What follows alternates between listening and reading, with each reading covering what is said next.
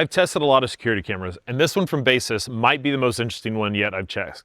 This is the Baseus X1 Pro, and it's got a sun tracking moving solar panel. It's got dual tracking, independently moving 3K cameras, and a battery that can last up to 150 days. And with only 20 minutes of sunshine, it can last for an entire day. It's a really impressive system, and you might want to stick around and see if this is something you ought to check out.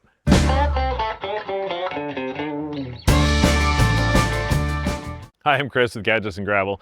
I was sent this camera from Baseus for review and testing purposes. However, neither Baseus or any PR agencies or anybody's going to get any input on this video or get to see it before you, so it's brand new to them just like you. So with that out of the way, let's talk a little bit about this camera. This is the Baseus X1 Pro.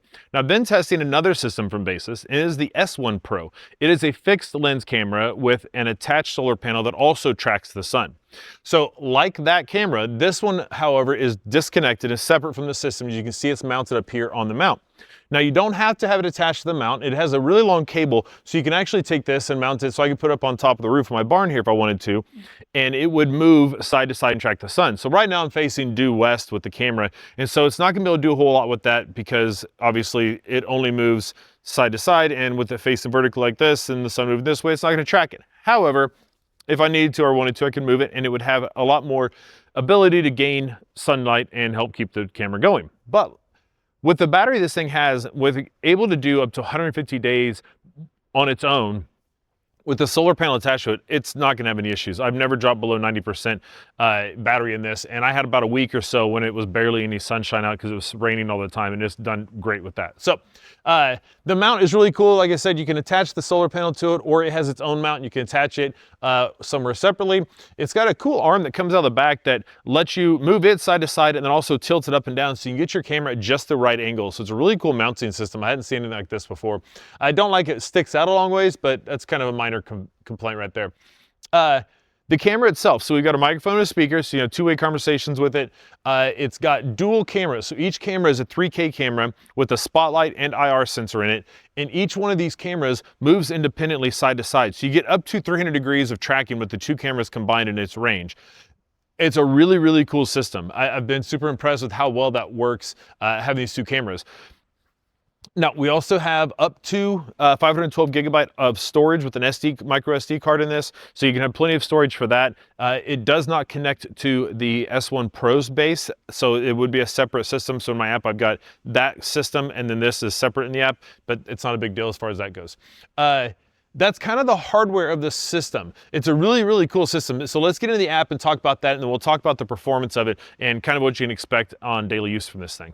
All right, so for the app, you're gonna use the Baseus Security app, and if you've never set up a Baseus Security camera, you're gonna set up your account, and then you'll go in and add the device, and it does a great job of walking you through that process. It's a pretty simple, easy to do setup, and once you get that set up, let's start our screen recording, so don't forget that. Once you get that set up, this is the image. This is what you're gonna be viewing when you select the camera to start working with it.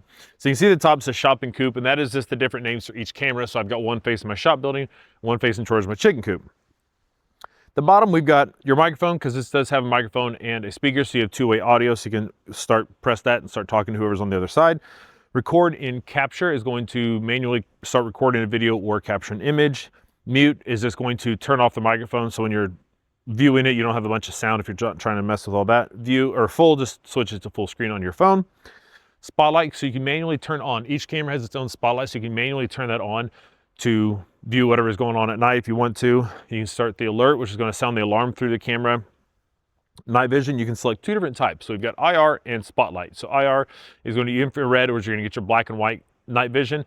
For long distance, trying to cover a larger area, that tends to work better. I've been using that. When I use spotlight, while I don't get the color vision with the IR, spotlight does give you color night vision, but it's not going to be as good at a long distance. So if you're just doing something, trying to see something up close, or you're not covering a wide, large area, spotlight works great.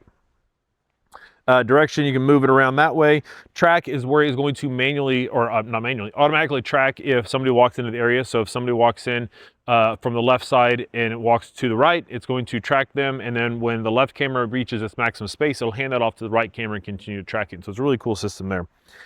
We click on the settings, we get in here, so you can see we're at 96% battery. Shop and coop, and they're two different cameras, so you can select on that, and then you can change the name of those, whatever you'd like to call them. Face management, so this does have facial recognition, so if you want to use that, The way that works is as it sees people, it's going to catalog different faces. And you can go in and set each face and say, this is John. So if John comes by your house a lot, instead of getting a notification that a person has been seen or detected, it'll say John has been detected. So you actually know the person is there instead of just some random person. So that can be a little bit of a peace of mind if you'd like. Solar panel management is where you can go in and set that, whether you want the panel to track the sun or not. So you can let it be fixed or move around.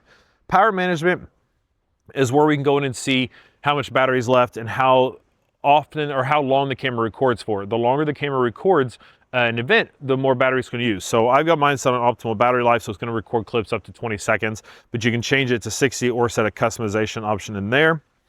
Motion detection. So in here, you can set each camera can have its own settings. So I've got the camera A, which is the one that faces my shop, at a relatively middle detection setting there. I have it set to only detect humans, pets, and vehicles. And there is an activity zone. We'll see if this loads. It tends to be a little slow. It actually pretty quick there. So you can see right here, we got the shaded area, and that is going to be, I'm getting some feedback. That is where it is supposed to detect motion and let me know what happens in that area only. Camera B, separate. So I've got detection a little higher, different zone over there because it's facing a different building. We go into video settings. You can set this up however you'd like. The view modes is where you can set that so when you're looking at the camera in the app, you'll have either each camera individually viewed or you can have it stitched together as a single image. That's your option there. Black and white vision, so you also have the option to change your night vision there. Privacy zones is where you can set up, so say this is set up on, you live in town or something like that, and you got it set up and you don't want it to go over into your neighbor's yard, you can set a privacy zone and the cameras won't go there. Audio settings, you can turn off the microphone and adjust the speaker and alarm volume. Patrol mode is when the camera will, I have mine set to once an hour. It'll once an hour just pan the area to just kind of view around, make sure there's nothing going on that may have been out of its set camera view, that was a little out of frame. It will pan around and catch some of that stuff for you.